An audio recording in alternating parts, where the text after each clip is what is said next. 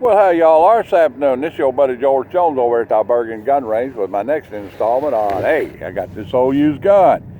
So, last weekend was the National Gun Day and Military Show, JAG Show, whatever you want to call it, in Louisville, and I went up there and spent the whole damn week, the JAG Show opens on Thursday, the Military Collector Show on Thursday. So we sit up at the gun show, you know, and sold more military stuff than they sold guns. Anyway, where are we at here? I sold a couple of guns, traded a couple of guns, and wound up with a couple of guns. I did all right, I guess. I don't know. We're gonna find out.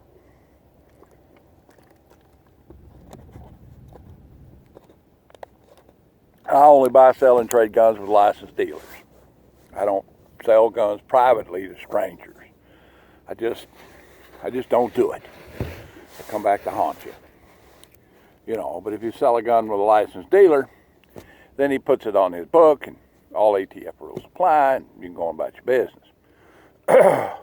One of the guys I got at the gun show was this. The 67B Springfield shotgun. Now, this is also the 67 Savage shotgun. They manufactured this design from about 1955 all the way up into the 70s. And they manufactured it in several hunting models. Some of them were very nice. Some of them were plain Jane like this one. You know, some of them had vent ribs. But they went off the market just about the same time as screw-in chokes came in. So whatever choke you got in this gun is what you got. It's a very rudimentary design. It has a single action bar, which I don't particularly care for, but in this model it seems to work very well. It's a little bit off of the normal configuration that you would think of when you see a Mossberg or a Remington or so forth. The ejector is rather high and over to one side, but that works too. The safety is up here. The action bar release is behind the trigger guard. The triggers in these have always been a little hard and slappy. The wood is plain. The finish is plain. You know, it has a corncob forearm on them. All of them do. They hold 4 in the magazine with a plug, you know, to give you 2. I don't know if this one's been plugged or not.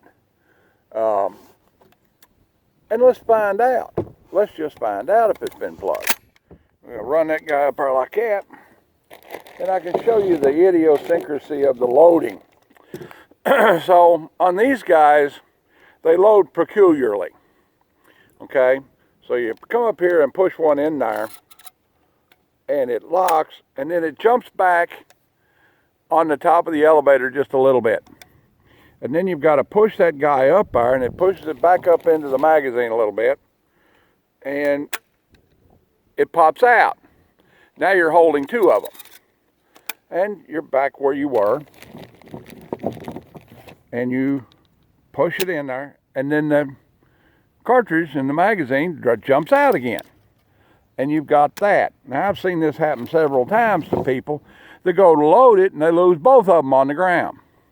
So it's kind of a idiosyncratic, it's not a good design, let's put it that way. It's got 3 in it. It's got 4 in it. I think it only holds 4. Yeah, it only holds 4. You got to be careful and not let it come out like that. Okay.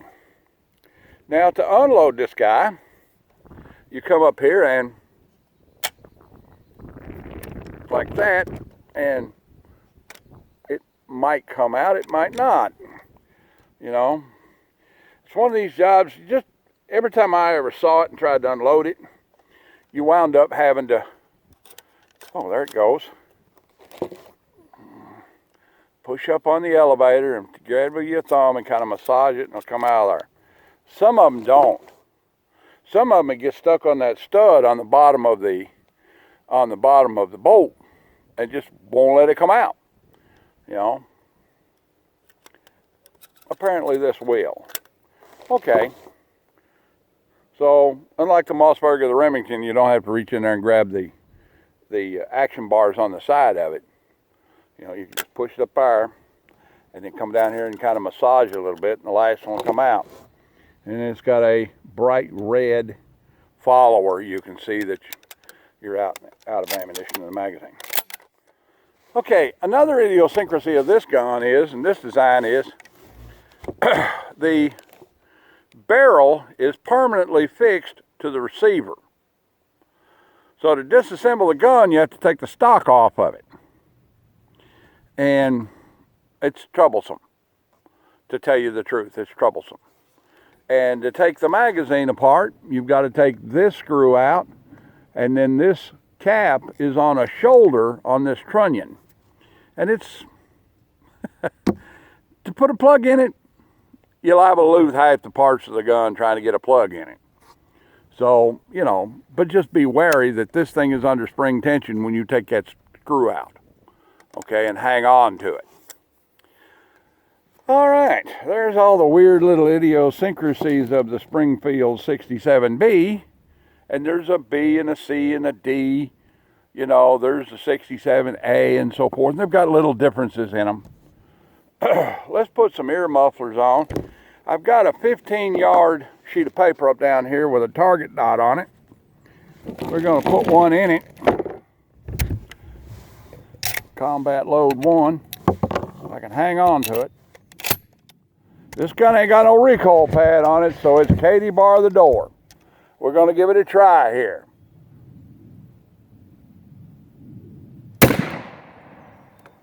Well, the wad made a nice hole in it. Not a bad looking pattern. Did it eject? It didn't look like to me it ejected good. All right. Let's check that. Combat load 1. Put one in it. Now let's see if it ejectifies well. Fire that down range. Well, it ejects good. Okay, we got that worked out. All right. Let's go down the range. I gauged the barrel of this gun last night with one of them little arrowhead bore gauges. And it looked like to me it was just above full choke. It's not quite full choke at the muzzle, but at 15 yards, we'll see what it does. Oh. Beating right, oh! Well,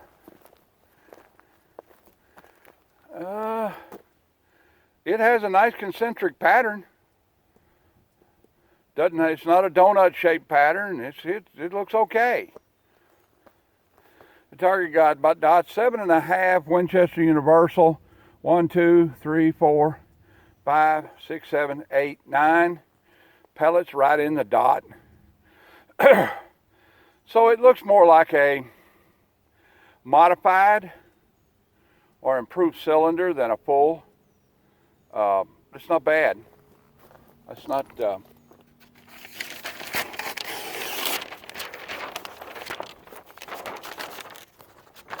Get it up there where everybody can see it. It's not a bad looking pattern at all. Turn it around. Look. Oh, you're flying a kite now. Jeez. Flying a kite. I can fly the kite up here.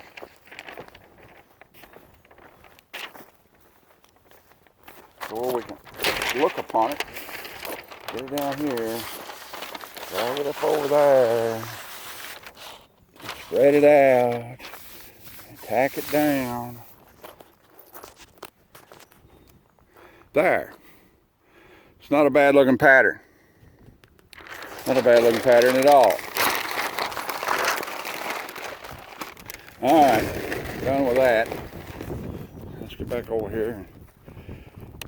Boy, the range looks nice this time of year.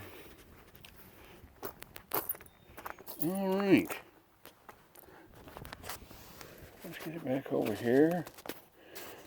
Oh! So, the burning question in everyone's mind is, including the YouTube moderator, what's he going to say this gun's worth? Well, I'm going to tell you. I paid 2.5 fingers. That's what I paid for this gun. We were trading around and I'd sold the man 2 or 3 guns and this thing was laying there and I said, what do you want for that 67? And he says, 2.5 fingers. And, you know, I had a big wad of uncounted money in my pocket where I've been trading and selling. And I just pulled it out and paid him. And filled out the little form 4473 on it. Is it worth it? Yeah. Yeah, you can kill game with this gun, and it's a good repeating shotgun. Sometimes there's certain things on these guns that go bad. Firing pin, retaining pin. The little beep goes through the bolt, and the bolt pin rides back and forth on it. Over time, that can wear out. Last time it happened to me was several years ago, and I fixed it with a finishing nail. And the gun shot several more years. It was a riot gun, actually. Is it worth it? Yeah. Yeah, this gun's worth that money. That's all you can say. You see one of these guys laying around a pawn shop or something, you know, and it looks like it's going to work.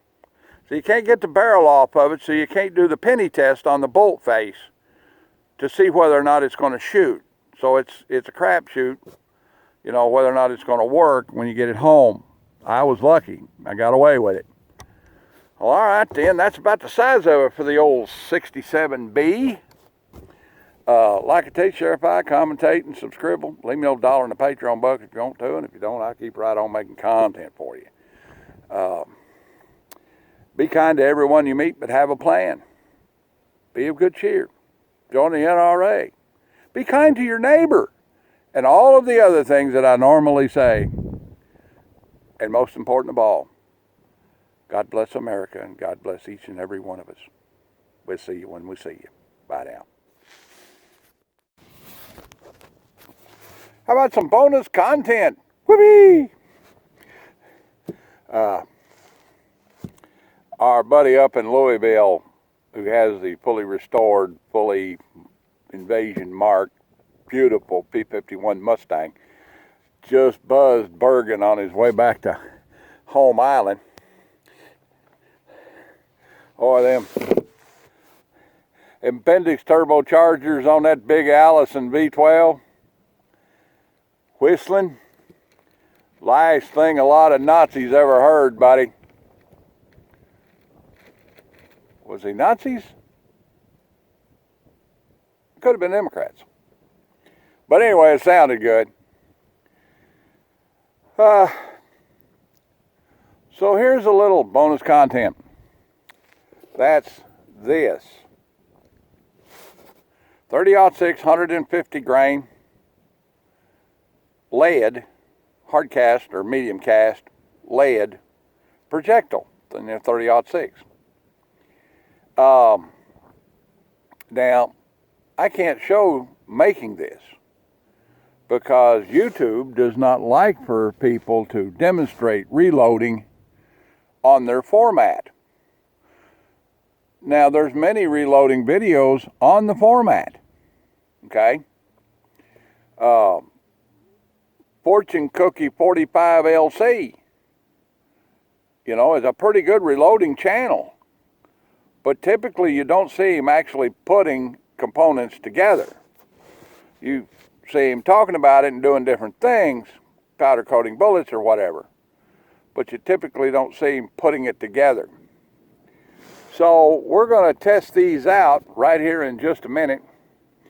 And this is a medium hard cast, lubricated with Lee Lubel analogs. and with a gas check swaged on the bottom of it. And that helps it not lead, having that gas check on there, because the base of the bullet's exposed to the fire of the propellant coming out, and that melts lead off of it and puts it on the inside of your barrel. So if you've got a gas check on there, you get a lot better gas seal, and you don't melt the bottom off the bullet when you shoot it. This is with a standard large rifle primer, 12.5 grains of unique, at about 1,600 feet a second. Just about like a 357 Magnum hot load. Let's give it a try. We've got the old safari gun here, the old highly sporterized 1903 Mark I Springfield. And no, I didn't do it. I bought it this way. And it's nicely done. It's got a paging stock on and a white line Pacmar recoil pad. It's got marbles base band and marbles rear sight and a nice looking front sight. It's very nicely apportioned bolt action sporterized sporting rifle. All right, let's aim her down here. Let's do 15 yards at a yellow target dot, and then we'll go down and see what my accuracy is. Not too bad. Not a bad kicker at all. As a matter of fact, feels about like a .223 caliber bolt action.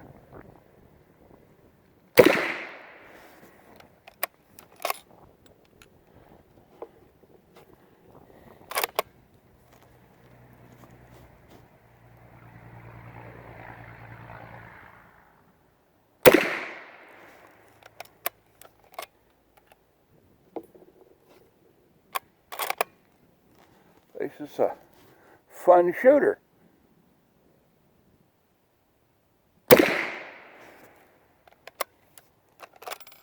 I haven't put these on paper yet. I don't have any idea how they're going to shoot.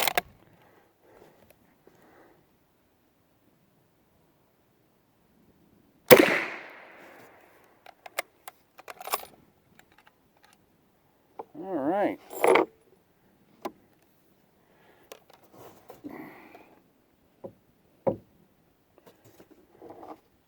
No scorching at the mouth.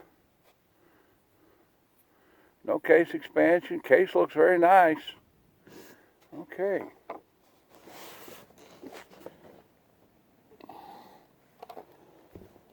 Let's go down and look at it. See what it ceotates like.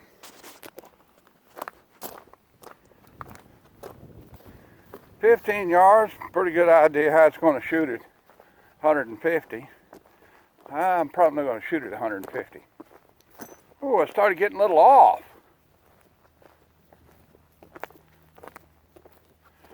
Oh, I'm not too happy with it. Got a keyhole, a keyhole, a keyhole. And then 4 and 5. So 2 of them, 3 of them keyhole for some reason or another. And that doesn't affect accuracy very well. It hurts accuracy.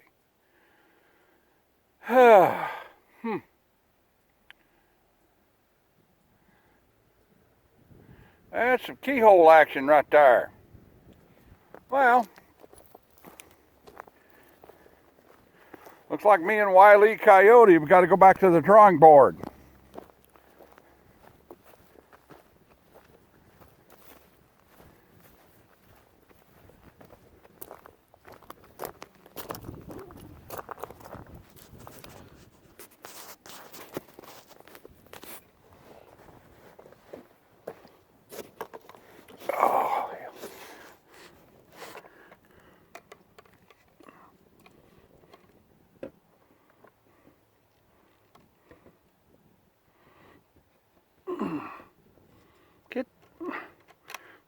Just lean it up somewhere.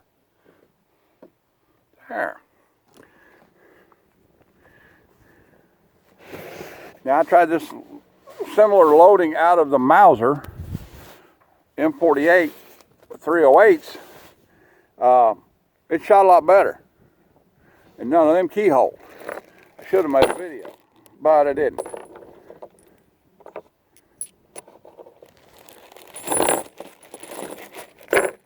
Well, there you go. Performance will vary.